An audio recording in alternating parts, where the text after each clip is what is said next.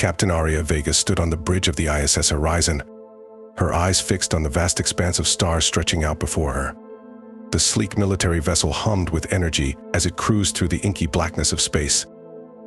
Aria's jaw was set in a determined line, her dark eyes intense as she contemplated the mission ahead. Two colony ships, the Artemis and the Orion, had vanished without a trace on their journey to establish humanity's first extrasolar settlements. Over 10,000 colonists were aboard those ships, men, women, and children who had left everything behind for the promise of a new beginning. Now, they were lost somewhere in the cold emptiness between the stars. The Horizon had been dispatched to find them, or at least discover what had happened. It was a daunting task.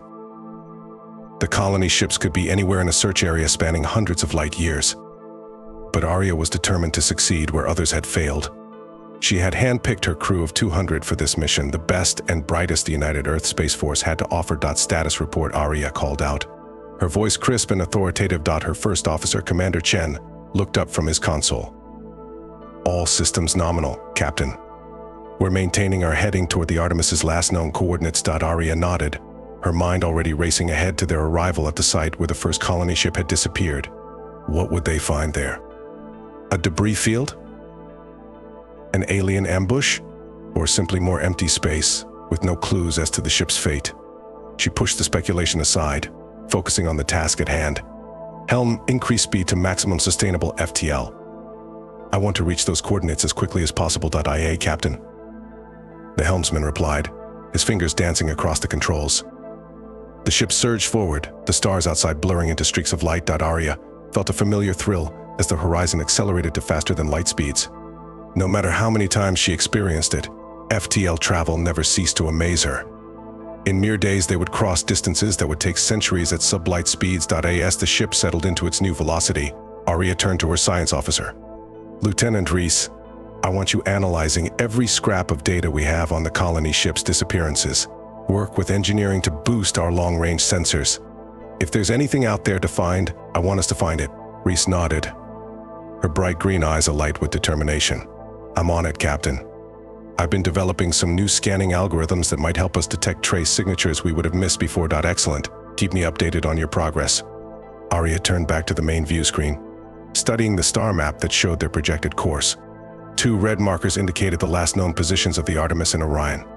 Between them stretched a vast swath of unexplored space. The colony ships had been on a mission to reach the Goldilocks zone, a region of space containing multiple star systems with potentially habitable planets. It was humanity's best hope for expansion beyond the overcrowded Earth and its handful of off-world colonies. But something had gone terribly wrong.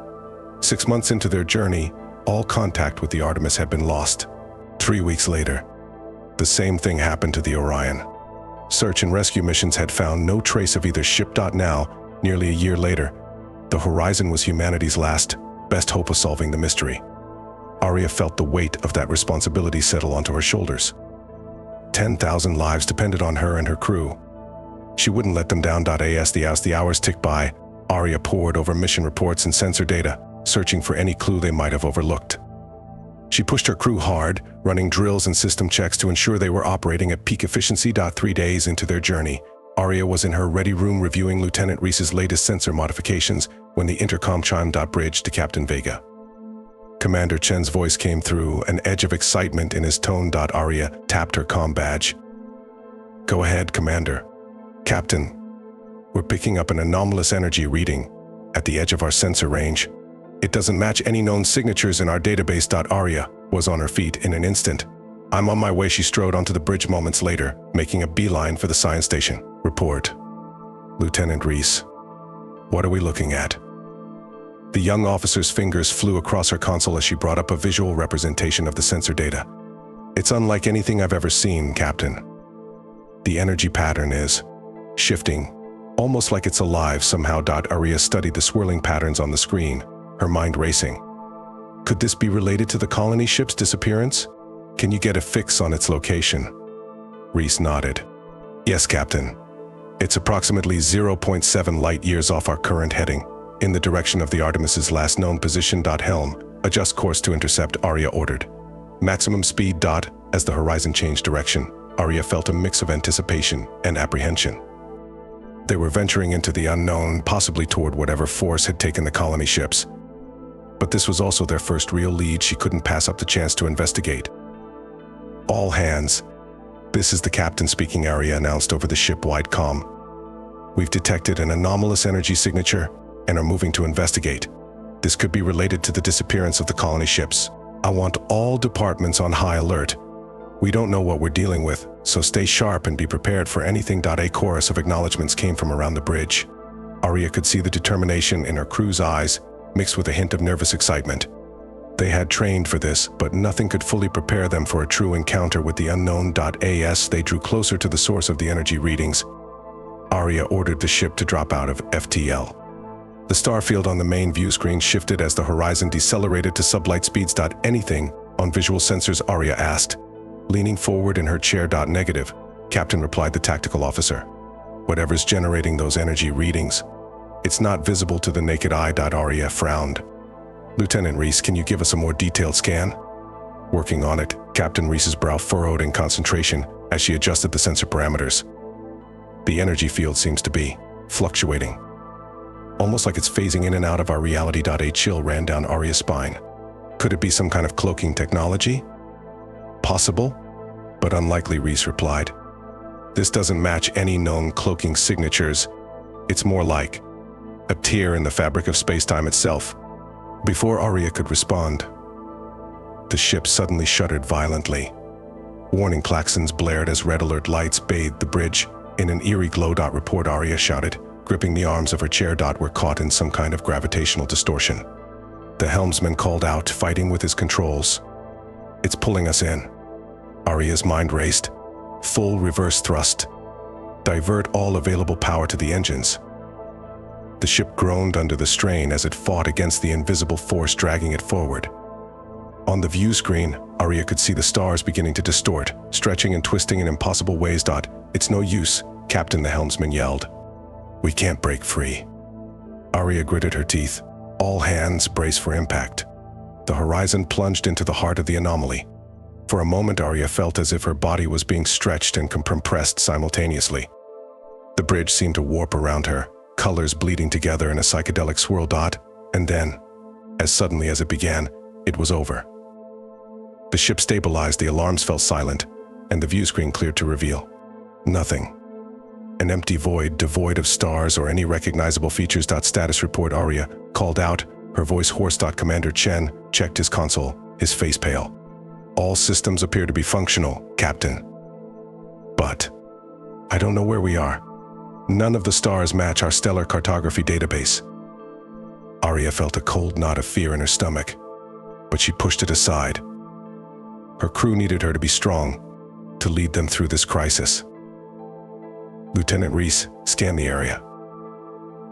See if you can find any sign of the colony ships. As Reese worked, Aria's mind raced through possibilities. Had they been transported to some distant part of the galaxy? Another dimension. The energy anomaly clearly had properties they didn't understand. Captain, I'm picking up a signal, Reese suddenly called out. It's faint, but it matches the distress beacon of the Artemis. A surge of hope coursed through Aria. Can you get a fix on its location? Reese nodded, her fingers flying over her console. Yes, it's coming from a planetary system about 2 light years from our current position. Helm, set a course, Aria ordered. Maximum sustainable speed. As the horizon moved through the starless void, Aria couldn't shake the feeling that they were being watched. The empty blackness seemed to press in on the ship from all sides, as if they were flying through some vast, sentient nothingness. Hours passed as they approached the source of the distress signal. Gradually, pinpricks of light began to appear in the distant stars, but in configurations unlike anything in known space. We're approaching the planetary system, the helmsman announced. Dropping to sublight speeds. The view screen flickered to life, showing a binary star system with half a dozen planets orbiting the twin suns. The third planet out glowed a vibrant blue-green, strikingly similar to Earth. Life signs? Aria asked, hardly daring to hope. Reese studied her readings. Yes, Captain. I'm detecting approximately 5,000 human life signs on the planet's surface. A wave of relief washed over Aria. They had found survivors, perhaps half the complement of one of the colony ships. But where was the other half? And what about the Orion? I'm also picking up the Artemis itself, Reese continued. It's in a stable orbit around the planet. Hail them, Aria ordered. After a tense moment, A voice crackled over the comm system. "This is Acting Captain Elena Durand of the colony ship Artemis. Please identify yourself." Aria leaned forward. "This is Captain Aria Vega of the ISS Horizon. We've been searching for you for nearly a year. What happened? How did you end up here?" There was a long pause before Durand replied, her voice heavy with emotion. "Captain Vega, you have no idea how good it is to hear a friendly voice. We're not entirely sure what happened. One moment we were on course to the Goldilocks zone. The next we were pulled into some kind of spatial rift. When we emerged, we found ourselves here." Aria frowned. It sounded eerily similar to what had just happened to the Horizon. "And the Orion? Have you had any contact with them?" "Negative," Durand replied. "We've been alone here for what we estimate to be about 8 months. We managed to find this habitable world and have begun setting up a colony, but... Captain, there's something you need to know. This place, wherever we are, it's not natural. We've observed phenomena that defy the laws of physics as we understand them." A chill ran down Aria's spine. "What kind of phenomena?" "It's easier to show you than explain," Durand said. "Request permission to come aboard your ship. I'll bring our science team and all the data we've collected." Aria hesitated for a moment, considering the potential risks, but she needed answers, and the Artemis crew were their best chance of getting them. "Permission granted. We'll prepare a shuttle to bring you aboard." As she waited for the Artemis delegation to arrive, Aria briefed her senior staff on the situation. "We need to approach this carefully," she warned. "We don't know exactly what we're dealing with here. Until we have more information, we maintain alert status and keep all systems primed for rapid departure if necessary." The shuttle docked, and Aria went to the airlock to greet the arrivals personally. Acting Captain Durand was a tall woman with graying hair and eyes that spoke of months of stress and uncertainty. She was accompanied by 3 others, 2 men, and a woman who Aria assumed were part of the Artemis's science team. "Welcome aboard the Horizon," Aria said, extending her hand. "I'm glad we found you." Durand shook her hand firmly. "Believe me, Captain, so are we. But I'm afraid our situation is far from resolved." Aria nodded grimly. "Let's continue this in the conference room. I want to hear everything you've learned about this place." Once they were seated around the conference table, Durand introduced her team. Dr. Yuki Tanaka, the Artemis's chief scientist. Dr. Marcus Webb, a theoretical physicist, and Dr. Zara Okafor, an exobiologist. Dr. Tanaka took the lead, activating a holographic display in the center of the table.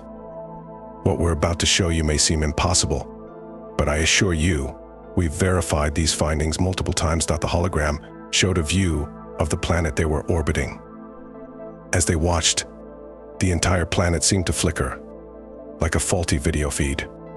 When it stabilized, its geography had completely changed. Aria leaned forward, her eyes wide. "What am I looking at?" "We call it a phase shift," Dr. Tanaka explained. "The entire planet periodically reconfigures itself. Continents move, oceans appear and disappear. Even the atmosphere can change composition." "That's impossible," Commander Chen muttered. Dr. Webb shook his head.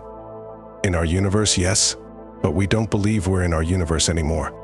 Our working theory is that we've somehow crossed into a pocket dimension, a bubble of space-time that operates under different physical laws." Aria's mind reeled at the implications. "And the colony? How have you managed to survive these phase shifts?" "With great difficulty," Durand said grimly. "We've had to develop predictive models to anticipate the shifts and evacuate areas that are about to be affected. We've lost people, Captain, and equipment. Each time it happens, we have to essentially start over." Dr. Okafor spoke up. "The flora and fauna on the planet seem adapted to these shifts. They possess a remarkable ability to evolve rapidly in response to changing conditions. It's unlike anything I've ever seen." Aria absorbed this information, her tactical mind already considering the implications. "What about the spatial rift that brought you here? Have you found a way to reopen it?" Dr. Webb shook his head. "We've detected similar energy fluctuations to what pulled us in, but they're unpredictable. We haven't found a way to harness or control them."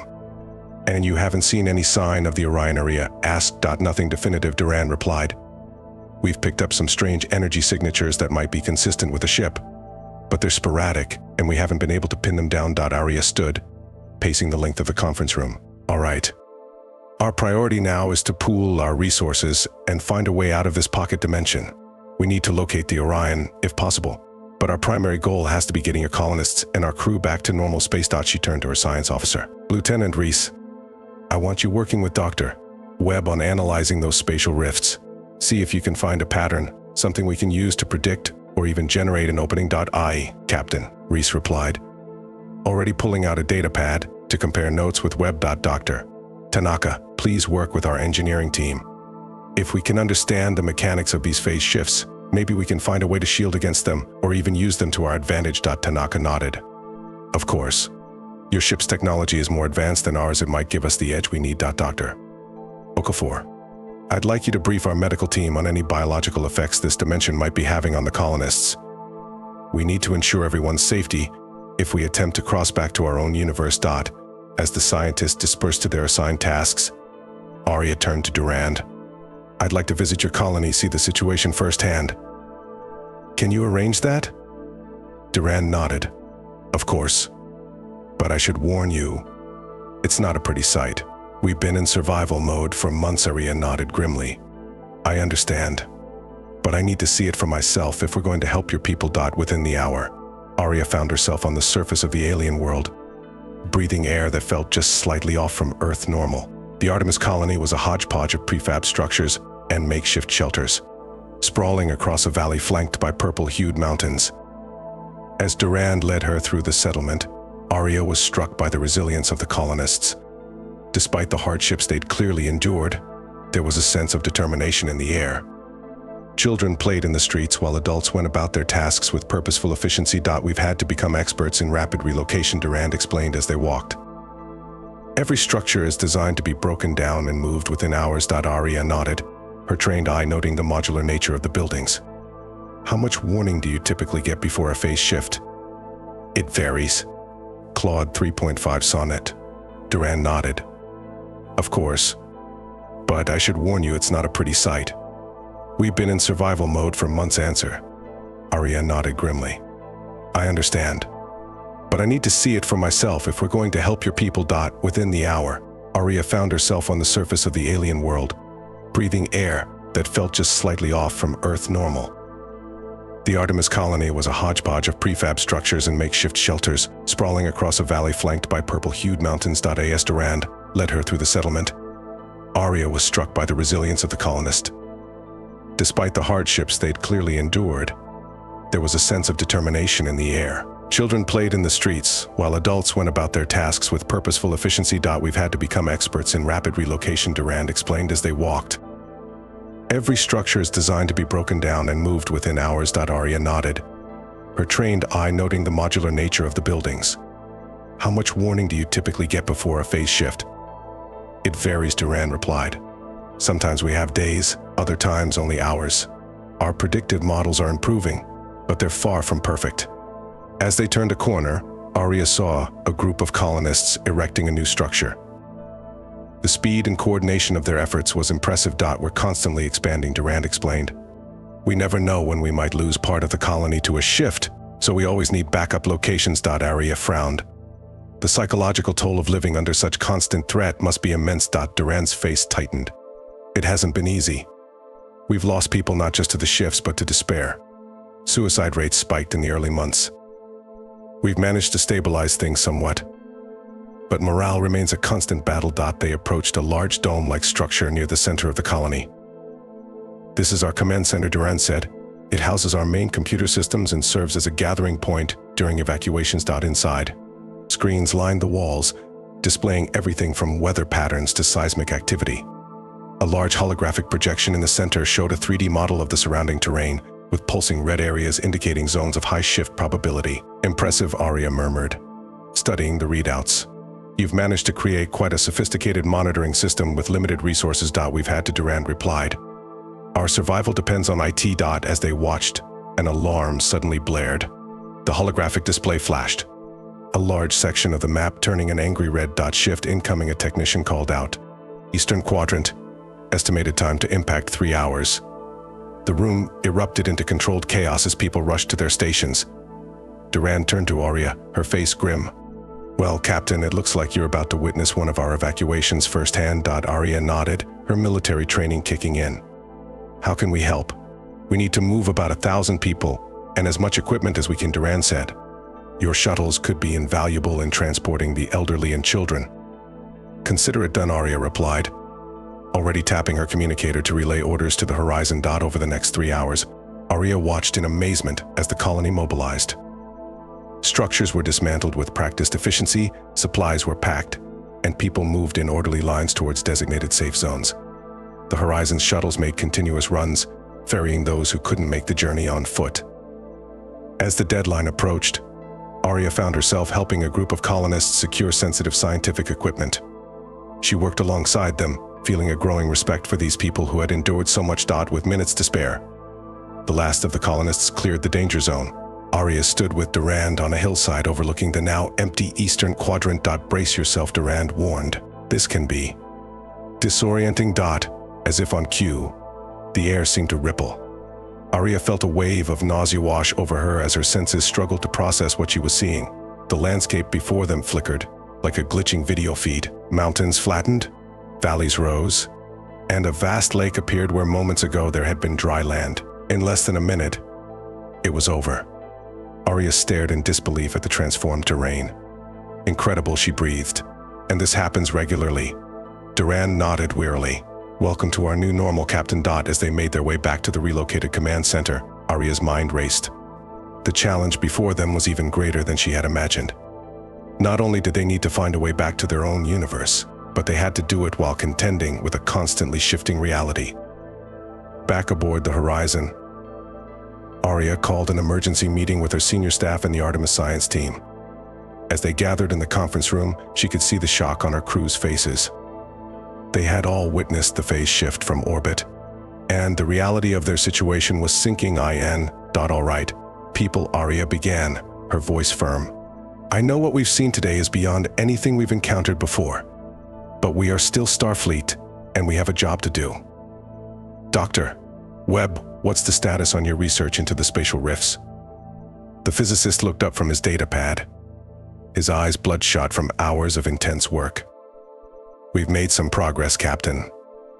We've identified a pattern in the energy fluctuations that precede a rift opening. It's complex, but I believe with further study, we might be able to predict when and where the next rift will appear. Aria nodded. Good. That's a start. Lieutenant Reese, what about from our end? Any luck boosting our sensors to detect these rifts more accurately?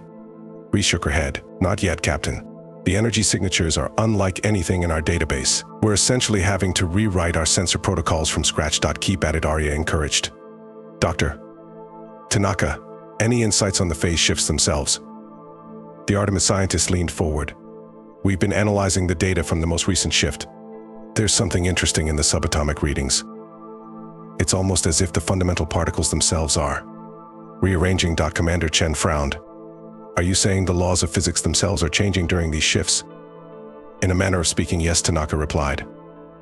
It's as if this pocket dimension is unstable, fluctuating between different sets of physical laws. Aria absorbed this information, her mind racing through the implications.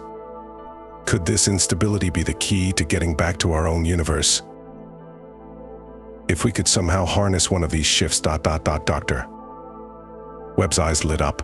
It's possible. If we could predict both a phase shift and a spatial rift occurring simultaneously, we might be able to use the energy of the shift to force the rift open wider, and potentially create a stable wormhole back to our space race. Finished, catching on to the idea. Aria nodded, feeling a spark of hope for the first time since they'd arrived in this strange realm. That's our goal then. Dr. Webb, Dr. Tanaka, I want you focusing all your efforts on predicting these events. Lieutenant Reese, work with them to refine our sensors. We need as much advance warning as possible. As the meeting adjourned, Aria held back Captain Durand. There's something else we need to discuss, she said quietly. The Orion. We can't forget that there's potentially another 5,000 people out there somewhere. Durand's face fell. I know. We've been searching for them since we arrived, but but this dimension doesn't make it easy. Aria finished. I understand. However, I'm not willing to give up. Commander Chen? Her first officer looked up. Yes, Captain. I want you to work with the Artemis's communications team. See if we can boost our long-range sensors, maybe find a way to cut through the interference this place seems to generate. If the Orion is out there, we need to find them before we attempt any return journey. Chen nodded. Understood, Captain. I'll get right on it. As the others filed out, Aria turned back to the viewport, staring out at the alien stars. The enormity of their task weighed heavily on her. They were trapped in a hostile, unpredictable dimension, responsible for the lives of thousands of colonists, and still missing half of their original search targets. But as daunting as it seemed, Aria felt a familiar determination rising within her. This was why she had joined Starfleet, to face the unknown, to solve impossible problems, to help people in need. She had a talented crew and the combined expertise of the Artemis's scientists. Together, they would find a way home. Over the next few days, the Horizon became a hive of activity. Every available space was converted into makeshift labs and workstations. Aria had ordered a portion of the colonists to be brought aboard, both to ease the strain on the planet-side settlement and to utilize their expertise. Dr. Webb and his team worked around the clock, analyzing data from previous spatial rifts and attempting to create a predictive model. Lieutenant Reese led a group of engineers in modifying the ship's sensors, pushing them far beyond their original specifications in an attempt to pierce the veil of this strange dimension. Aria split her time between coordinating these efforts aboard the Horizon and assisting with the colony on the planet. The phase shifts continued, each one forcing a frantic relocation. But with the help of the Horizon's resources, these evacuations became smoother, with fewer close calls. A week into their efforts, Aria was in her ready room, reviewing the latest reports, when her comm badge chirped. Captain, to the bridge. Commander Chen's voice came through, an edge of excitement in his tone. We've got something. Aria was out of her chair in an instant, striding onto the bridge moments later. Report, she barked. Chen turned from his station, his eyes alight. We've detected an energy signature, Captain. It matches the propulsion system of a colony ship. Aria's heart raced. The Orion? It's possible, Chen replied. The signal is faint and intermittent, but it's definitely artificial and matches the specs of the missing ship. Location? Reese spoke up from the science station. Approximately 12 light years from our position, Captain. But there's something strange about the readings. The signal seems to be shifting. Aria frowned. Shifting how? It's hard to explain, Reese said, frustration evident in her voice. It's as if the source of the signal is phasing in and out of our reality, similar to the spatial rifts we've been studying. Aria's mind raced, connecting the dots. Could the Orion be trapped in one of these rifts, caught between our dimension and this one? Dr. Webb, who had joined them on the bridge, nodded slowly. It's possible. If they encountered a rift similar to the one that brought us here, but didn't fully cross over. They could be in a state of quantum flux. Reese finished, existing in both dimensions simultaneously. Aria turned to her helm officer. Set a course for the source of that signal, maximum sustainable speed. She tapped her comm badge. Bridge to engineering. I need every ounce of power you can give to the engines and sensors. We may have found the Orion. As the Horizon surged forward, Aria felt a mix of hope and apprehension. If the Orion was indeed trapped between dimensions, rescuing them would be incredibly risky. One wrong move could destabilize the ship entirely, potentially destroying it and everyone aboard. But they had to try. Those 5,000 colonists had been lost for over a year, trapped in a state that Aria could scarcely imagine. Whatever the risks, she was determined to bring them home. The journey to the Orion's suspected location took just over a day at maximum speed. As they approached, Aria ordered the ship to drop out of FTL and proceed with caution. Anything on sensors, she asked, leaning forward in her chair. Reese shook her head. Nothing visual yet, Captain. But I'm detecting strong gravitational distortions in the area, similar to what we encountered when we first arrived in this dimension. Aria nodded grimly. Shields up. All hands brace for possible turbulence. As if on cue, the ship shuddered. On the view screen, Aria watched as space itself seemed to ripple and distort. Gravitational shear increasing, Chen reported. Pulse stress rising, but within acceptable limits. Steady as she goes, Aria ordered. Lieutenant Reese, anything on the Orion? Reese's fingers flew over her console. I'm picking up something. It's faint, but... Captain, I've got a visual. The view screen flickered and Aria's breath caught in her throat. There, shimmering like a mirage, was the massive form of a colony ship. But something was terribly wrong. The Orion seemed to be phasing in and out of existence, its hull transparent one moment and solid the next. My God, Chen whispered. They're trapped in the rift itself. Aria's mind raced. Life signs. Reese shook her head in frustration. I can't get a clear reading. The dimensional flux is interfering with our sensors, but if there are survivors, they must be in some kind of stasis. No organic matter could survive that kind of dimensional instability otherwise. Options? Aria asked, looking around at her senior staff. Dr. Webb stepped forward. Captain, I have a theory. The Orion is clearly caught in a state of quantum superposition, existing in both our dimension and the pocket dimension simultaneously. If we could generate a tachyon pulse calibrated to the exact frequency of the dimensional rift, we might be able to force the ship fully into our phase of reality. Aria nodded. Do it. Work with engineering to modify our deflector dish. I want a solution as quickly as possible. As Webb hurried off, Aria turned back to the view screen. The sight of the Orion, flickering in and out of existence, filled her with a sense of urgency. Those people had been trapped in that state for over a year. She couldn't imagine the horror they must have endured. Hail them, she ordered. Channel open. Chan reported. Aria took a deep breath. Orion, this is Captain Aria Vega of the ISS Horizon. If you can hear us, we're here to help. We're working on a way to bring you fully into our dimension. Please respond if you're able. They waited in tense silence for several moments. Just as Aria was about to speak again, a burst of static came through the comm system. Within the noise, she could barely make out a voice. Horizon. Help. Trapped. We hear you. Orion, Aria replied, her heart racing. Hold on. We're going to get you out of there. Over the next few hours, the Horizon's crew worked feverishly to implement Dr. Webb's plan. The deflector dish was reconfigured to emit a focused tachyon beam calibrated to the precise frequency of the dimensional rift. As the final preparations were made, Aria addressed her crew. What we're about to attempt has never been done before. The risks are significant, both to ourselves and to the Orion. But there are 5,000 lives at stake. I know each of you will give your all to this rescue mission. Whatever happens, I'm proud to serve with you. Let's bring them home. With a nod to her tactical officer, Aria gave the order. Initiate tachyon pulse. A brilliant blue beam lanced out from the horizon, enveloping the flickering form of the Orion. For a moment, nothing seemed to happen. Then, with a flash of light that forced everyone to shield their eyes, reality itself seemed to bend. When Aria could see again, she gasped. The Orion hung before them, fully visible and apparently solid. But the space around the ship continued to ripple and distort. Report, Aria barked. The Orion has been pulled fully into our phase, Reese reported, her voice filled with excitement. I'm detecting life signs over 4,800 in stasis. A cheer went up around the bridge, but Aria remained focused. What's the status of the rift? Chen's voice was tense. It's destabilizing, Captain. The tachyon pulse has weakened the boundaries between dimensions. If we don't act fast, we could all be pulled in. Aria's mind raced. This was their chance not just to rescue the Orion, but to get everyone home. Dr. Webb, could we use this destabilization to our advantage?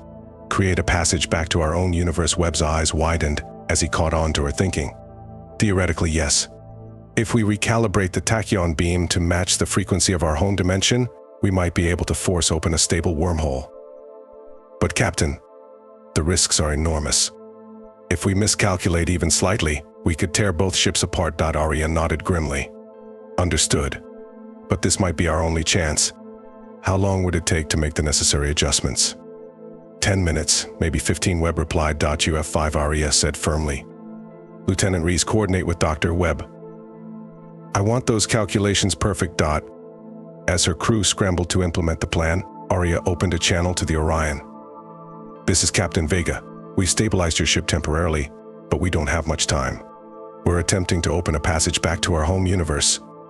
Prepare for possible rapid acceleration. A garbled acknowledgement came through, and Aria turned her attention to the Artemis. Captain Durand, we may have a way home, but we need to move fast. Begin emergency launch procedures for any of your people still on the surface. We'll need to be ready to move as soon as the passage opens. Understood, Durand replied, her voice tense with anticipation. We're already initiating evacuation protocols. The next few minutes were a blur of activity. Aria watched the countdown on Webb's console, acutely aware of every second ticking by. The space around them continued to distort, the rift growing more unstable by the moment. Ready. Webb called out just as the counter hit 0. Aria didn't hesitate. Do it. Once again, the brilliant blue beam lanced out from the horizon. This time, instead of enveloping the Orion, it seemed to pierce the very fabric of space itself. The view screen filled with a swirling vortex of energy, growing larger by the second it's working. Reese shouted over the groaning of the ship's hull. I'm detecting normal space-time on the other side. Aria gripped her chair as the horizon shuddered violently. Status of the Orion? Their structural integrity is holding, but only just Chen reported. We need to move now, Captain. Agreed. Helm, take us in. Full impulse. Signal the Orion and Artemis to follow our exact trajectory. The horizon surged forward, plunging into the swirling maw of the wormhole. Aria felt a moment of vertigo as reality seemed to twist around them. Warning klaxons blared as the ship's systems were stressed to their limits. For what felt like an eternity, they were buffeted by gravitational forces beyond anything they'd experienced before. Aria could hear the ship's hull creaking and groaning, threatening to tear apart at any moment. And then, suddenly, it was over. The view screen cleared to show a familiar starfield. Aria's heart leapt as she recognized the constellations of their home galaxy. Were back. She breathed, scarcely believing it. Status report. All systems operational, Chen replied, his voice filled with relief. Minor damage to outer hull plating, but nothing critical. The Orion, Aria asked urgently. Reese checked her sensors. They're right behind us, Captain. Structural integrity holding. The Artemis is coming through now. They're clear. As the last of the Artemis's shuttles emerged from the wormhole, the spatial rift collapsed in on itself with a final flash of energy. For a moment, there was silence on the bridge. Then a cheer erupted. The crew's pent-up tension releasing in a wave of jubilation. Aria allowed herself a small smile, but she knew their work wasn't done yet. Signal Starfleet Command, she ordered. Inform them of our return and request immediate medical assistance for the Orion's crew. Lieutenant Reese, I want a full scan of local space. Make sure that rift is completely closed. As her crew carried out her orders, Aria took a moment to reflect on their incredible journey. They had faced the unknown, survived impossible odds, and brought home thousands who had been lost. It was everything she had joined Starfleet to do. But even as relief washed over her, Aria couldn't shake a lingering sense of unease. They had glimpsed a realm beyond their understanding, a place where the very laws of physics were mutable. What other wonders or dangers might be waiting out there in the vast expanse of space? As the Horizon moved to escort the rescued ships to the nearest starbase, Aria made a silent vow. They would be ready for whatever the universe threw at them next, and they would face it together, as explorers, as protectors, as Starfleet. In the days that followed, the full story of their adventure began to unfold. The crew of the Orion, once revived from stasis, shared their harrowing tale. They had encountered the spatial rift early in their journey, and in their attempt to study it, had become trapped in a state of dimensional flux. Their emergency systems had placed the entire crew in stasis, saving them from the mind-bending effects of existing in two realities at once. The colonists from the Artemis, meanwhile, were hailed as heroes for their resilience in the face of unimaginable challenges. Their experiences in the pocket dimension promised to revolutionize several fields of scientific study, from physics to biology. As for Captain Aria Vega and the crew of the Horizon, they found themselves at the center of a media storm. Their daring rescue and the discovery of an entirely new form of space-time anomaly made them instant celebrities throughout the Federation. But even as she sat through debriefings and press conferences, Aria's mind was already turning to the future. The pocket dimension they had visited was just one of countless mysteries waiting to be explored, and who knew what other lost ships or colonies might be out there, waiting to be found? 2 weeks after their return, Aria stood in her ready room aboard the Horizon, gazing out at the stars. A chime at her door interrupted her reverie. Enter, she called. Commander Chen stepped in, a data pad in his hand.